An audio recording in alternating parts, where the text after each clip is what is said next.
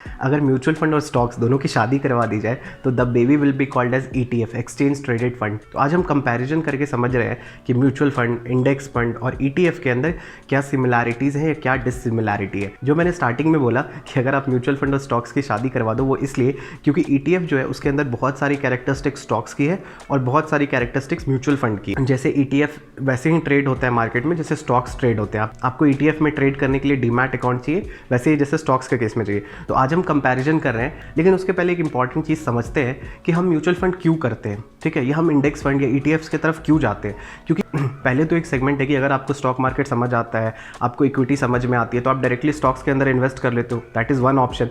बीच में फिर सेकंड आता है आपका म्यूचुअल फंड। अगर आपको स्टॉक्स डायरेक्टली नहीं समझ में आता, उतना टाइम नहीं है, तो आप इसमें आते हो म्यूचुअल फंड के अंदर। लेकिन यहाँ पे एक चीज़ क्या है कि एक्सपेंस रेशियो ज़्यादा है। ये अपना एक्सपेंस रेशियो कैसे जस्टिफाई करते हैं कि जो भी इंडेक्स है, मतलब NSE का इंडेक्स है निफ्टी, तो अगर निफ्टी आपको ईयर ऑन ईयर 15% का दिया है रिटर्न, तो ये आपको उससे ज़्यादा का देना चाहिए, राइट। ये जो म्यूचुअल फंड में आप इन्वेस्ट कर रहे हो, एक्स्ट्रा कुछ अपना एक्सपेंस रेशियो 1-2% और ज़्यादा देके क्यों आप एक्स्ट्रा इसको एक पैसा दोगे? क्योंकि आपका एक्सपेक्टेशन है कि ये मेरे को थोड़ा बेटर परफॉर्म करके देगा, राइट।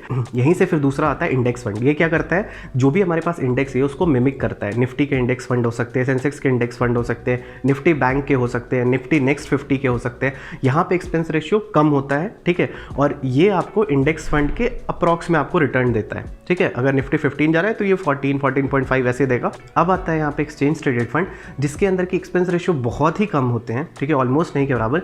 अगर मैं ETF की डेफिनेशन की बात करूँ तो it will be a basket of commodities, stocks की कुछ भी हो सकता है। मतलब ETFs could be of gold, जिसके अंदर सिर्फ गोल्ड होंगे। ETF could be of index fund Nifty, ETF could be of equity, ये जो आपका निफ्टी वगैरह हो गया, ये क्या हो गया, इक्विटी वाले segment. ETF could be of debt, ETF debt का भी हो सकता है, डेट फंड्स का। ETF could be of commodities, जो मैंने आपको गोल्ड का बताया। तो ये जैसे हम सेक्टोरल और थीमेटिक फंड की बात करते हैं ना, वो एक ही सेगमेंट में इन्वेस्ट करते हैं, वैसे ही थोड़ा थोड़ा ETF है, इसके अंदर किसी एक कमोडिटी, किसी एक इंडेक्स, ऐसी वाली बात इसके अंदर होती है। तो it will be a basket of stocks जो कि किसी को रेप्लिकेट कर रहा है, किसी का रेप्लिका बना रहा है, ठीक है। लाइक गोल्ड का रेप्लिका हो गया या इंडेक्स फंड का रेप्लिका, ऐसे आप इसको सिंपल टर्म में समझ सकते हो। तो आप डायरेक्टली चलते हैं कंपैरिजन पे। उसके अंदर जैसे जैसे हम अलग अलग पैरामीटर्स के बारे में बात करेंगे, ये आपको और ज़्यादा क्लियर होते जाएगा। तो सबसे पहले बात करते हैं प्राइसिंग की। तो अगर प्राइसिंग की बात करें तो म्यूचुअल फंड और इंडेक्स फंड दोनों में आपका क्या होता है, NAV होता है, नेट एसेट वैल्यू होती है, जो आपका कब डिसाइड होता है, जब स्टॉक मार्केट बंद हो जाती है, ठीक है, उसके बाद उसका NAV डिसाइड होता है। लेकिन ये जो ETF है, एक्सचेंज ट्रेडेड फंड, ये पूरे दिन ऊपर नीचे होता है। कैसे? सेम जैसे कि आपका एक स्टॉक होता है, इसके अंदर आप इंट्राडे भी कर सकते हो। तो अगर आप प्राइसिंग के मामले में देखोगे तो आपको म्यूचुअल फंड और इंडेक्स फंड में अगर प्राइस ऊपर नीचे होती है तो आप उस चीज़ का बेनिफिट नहीं ले सकते हो उस टाइम पे, क्योंकि अगर डे एंड तक वो एवरेज हो गया या कुछ। लेकिन आप ETFs के अंदर जब वो लो जा रहा है तो आप उसे परचेज करके इस लो हाई का, जस्ट लाइक स्टॉक्स में जो बेनिफिट आप उठाते हो बाय लो सेल हाई वाला, वो आप यहाँ पे भी कर सकते हो। अब हम बात करते हैं मैनेजमेंट की। तो अगर आप देखोगे तो म्यूचुअल फंड जो होता है वो एक्टिवली मैनेज्ड होता है। मतलब यहाँ पे एक फंड मैनेजर होते हैं जो अपना डेडिकेट टाइम देते हैं, वो इन्वेस्टिगेट करते हैं, रिसर्च करते हैं, वो बाय और सेल करते हैं टाइम के साथ, ताकि आपको जो एक्सपेक्टेशन के रिटर्न्स है वो आपका मेट हो सके, ठीक है। तो ये एक एक्टिवली मैनेज्ड म्यूचुअल फंड होता है। लेकिन ऑन द अदर हैंड ये जो इंडेक्स और ETFs होते हैं ये पैसिवली मैनेज्ड होते हैं।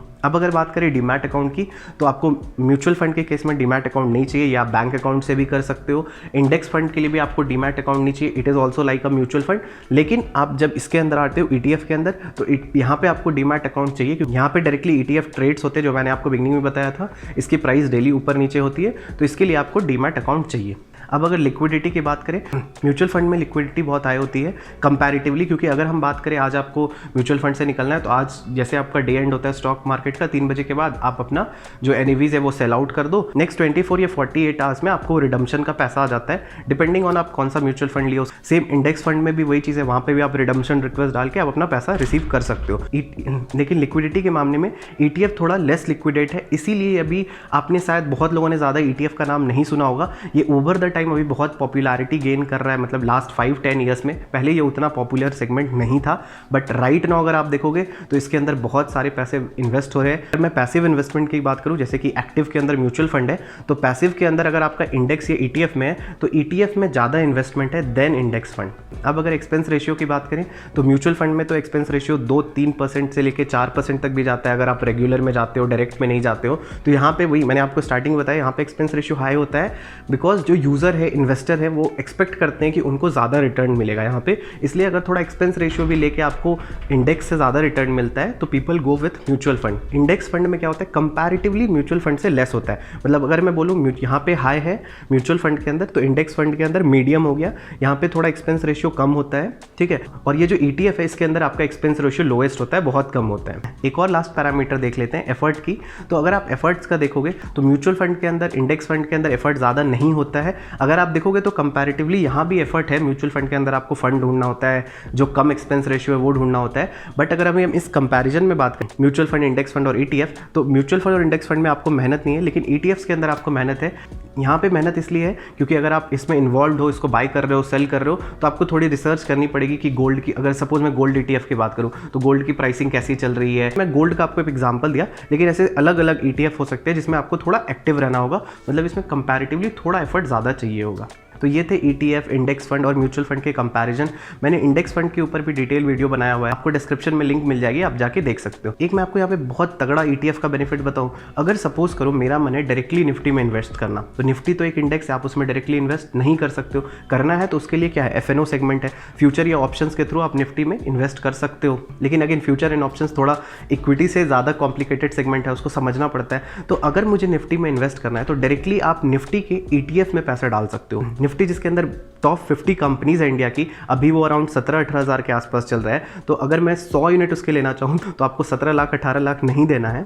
थ्रू ETF आप निफ्टी जैसे इंडेक्स, मतलब टॉप 50 कंपनीज में आप भागीदारी ले सकते हो with the help of this ETF। तो इसको करते कैसे, आपको जो भी आप डीमैट अकाउंट आप रखते हो, जैसे मैं आपको ज़ीरोधा पे दिखाता हूँ, आप सिंपली सर्च करो निफ्टी ETF, जाके सर्च में नीचे बहुत सारे आ जाएंगे। जैसे ये ICIC का दिख रहा है तो आप उसको सेलेक्ट करो, आप नीचे जो आपको जितने क्वांटिटीज़ चाहिए आप वो क्वांटिटीज़ फिल करो और स्वाइप टू बाय, तो आपका ये बाय हो जाएगा। तो दैट्स इट। तो ये था comparison on mutual fund, index fund and ETF। क्योंकि अभी मैंने रिसेंटली लास्ट वीडियो इंडेक्स के ऊपर बनाया था, इसलिए मैंने इस तीनों में एक आपको कंपैरिजन भी बता दी। अगर आप चाहते हो मैं ETF के ऊपर डिटेल वीडियो बनाऊं तो आप कमेंट सेक्शन में मुझे बताओ। जैसे ये म्यूचुअल फंड और स्टॉक्स का बेबी हो गया ETF, वैसे ही स्टॉक्स और म्यूचुअल फंड तो दो extreme segment of the market है, लेकिन एक कोई है जो इस गैप को ब्रिज कर रहा है, वो है स्मॉल केस। अगर आप इसके भी कंपैरिजन के बारे में जानना चाहते हो तो आप राइट वाली वीडियो पे क्लिक करके देख सकते हो।